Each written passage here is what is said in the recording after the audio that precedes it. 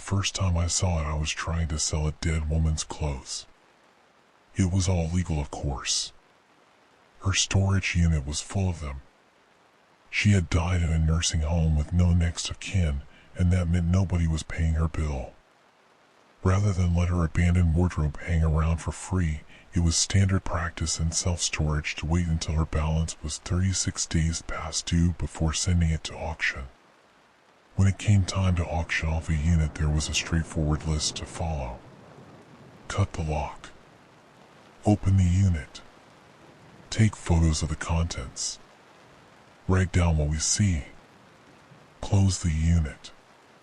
Seal it with an auction tag. Upload everything online. At the time, I had just been transferred to a new facility, but I had been working in storage for several years. As an assistant manager, I was already used to bouncing around and filling in where help was needed. I bought into the idea if I did whatever I was told eventually, that would lead to a raise or a promotion. It barely led to the first and never seemed to lead to the latter. The site manager, Dwayne, was a solemn middle-aged man who always seemed tired and never had much affinity for small talk. The long periods of silence were tough, but I did my best to stay busy by attending to customers or cleaning the facility. On the day we were scheduled to cut locks, I found Dwayne the most talkative I had ever seen him. He was adamant that we adhere to every step of the list as if it were Holy Scripture. The grinding saw had to be fully charged, with a new saw blade fastened on. Every piece of paperwork and safety equipment needed to be on our persons before we could even set foot out of the office to begin the task at hand. I'll admit I was a bit annoyed that when Dwayne finally decided to talk, it was only to bark orders and lecture me about a process I had already been through 50 times. I remember the last thing he demanded before we locked up the office. Make sure you do whatever I tell you to when we cut this lock. It was such an out-of-place statement. I understood there was a legal process that we needed to follow, but Dwayne was taking it way too seriously for what they were paying us. Prepping a unit for auction required 2 employees to be present. The company tells you it's for legal purposes, as you're not allowed to touch anything or enter the unit at all. Having 2 people present helps promote accountability, or so they claimed. This was a lie. Normally you split the prep tasks however you both see fit. Dwayne's job was to cut the lock, while I would document what I saw inside the unit.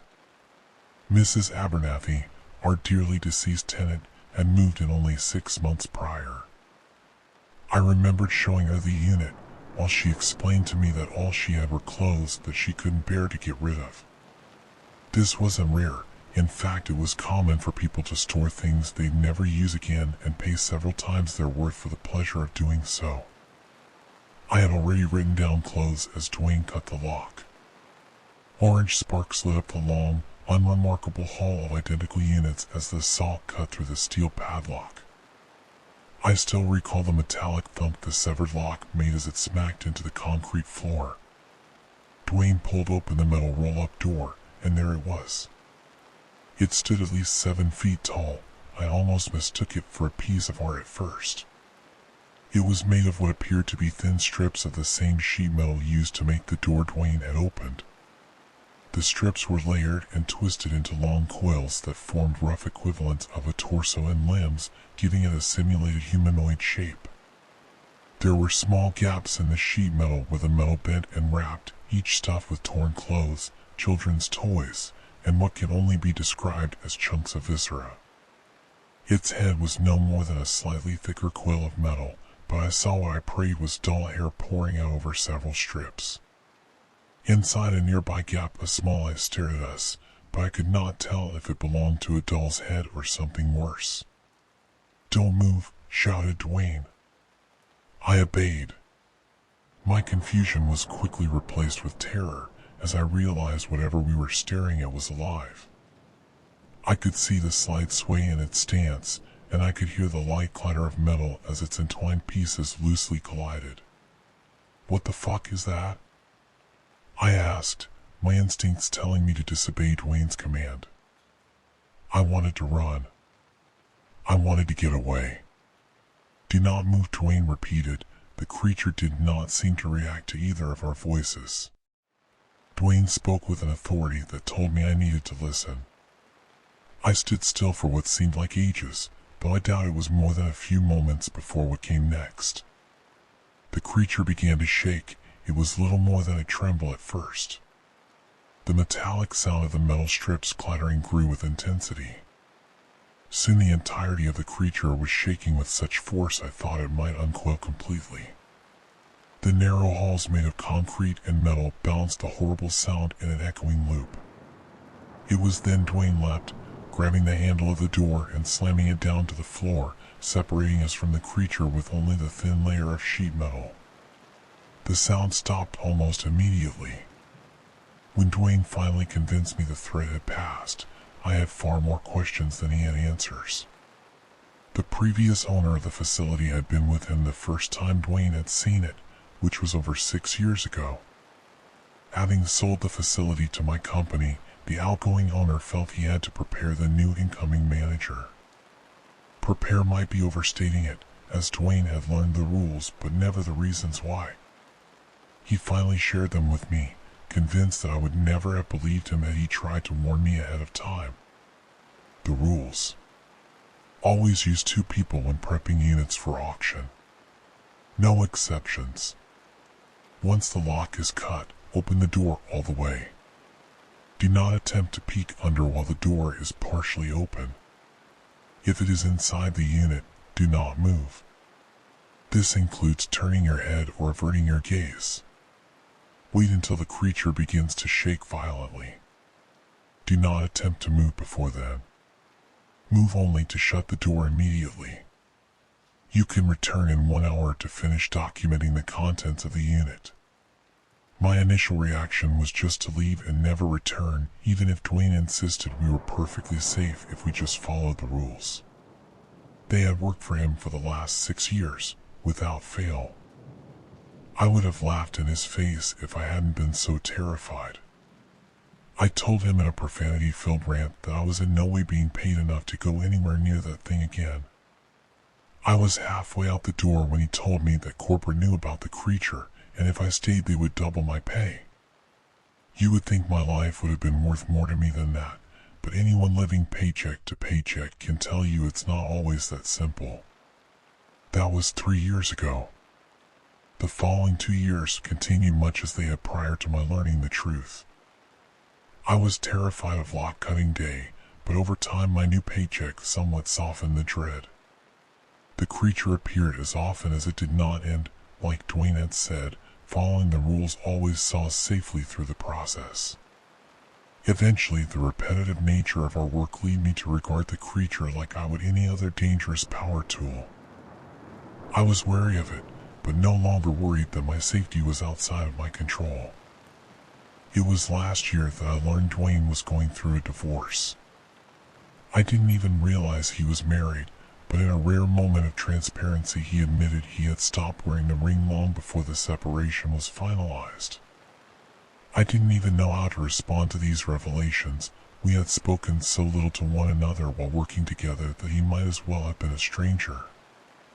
I half-heartedly told him to let me know if he needed anything. He only nodded, and just like that we returned to the familiar silence that defined our working relationship. Thinking back, I do remember how tired he looked after that, his sunken eyes glazed over and tinted yellow as he went through the daily motions on near autopilot. He was nearly 15 years my elder, so any advice I could give felt inappropriate and out of place considering we were acquaintances at best. Dwayne's spiral lasted 10 months, before I believe he just reached a breaking point. It was lock cutting day, and we prepared for the task like we had many times before. We were 3 units in when it happened. Dwayne cut the lock, set down the grinder, and opened the unit almost eagerly. There it stood, silent save for the metallic creak of its unsteady sway. We stood still, which was second nature at this juncture. It was then that Dwayne turned his head to face me. I dared not move an inch, but my extreme surprise must have been evident on my face. "I'm sorry," was all he offered before walking directly towards the creature. He took 2 steps forward before long metallic tendrils shot out from the being, a screech of grinding metal drowning out my screams. The flood of aluminum tentacles engulfed Dwayne in a violent cocoon before pulling him inside the unit. I leapt forward, reaching for the door handle as the tendrils turned their attention to me. I slammed down the door, but a handful of the metal strips had made it back out from underneath. They lashed around for me, the sharp whip cut through the air in a desperate search.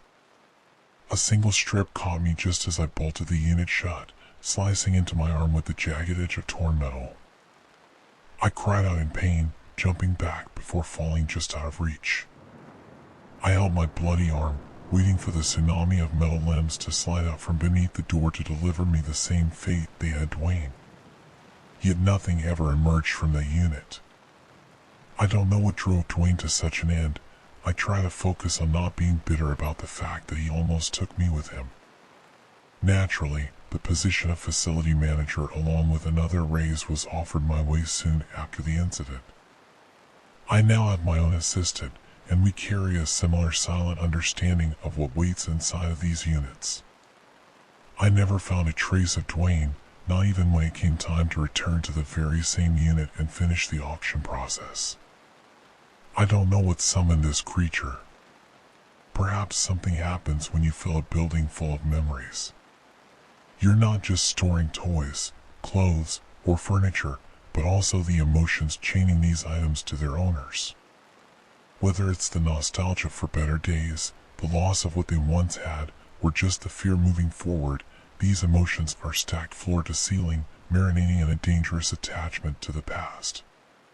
Maybe the result is some horrid thing, built of metal and fear. I don't know. I'm just a facility manager. But I do know that it's waiting. And I know that it never lets go.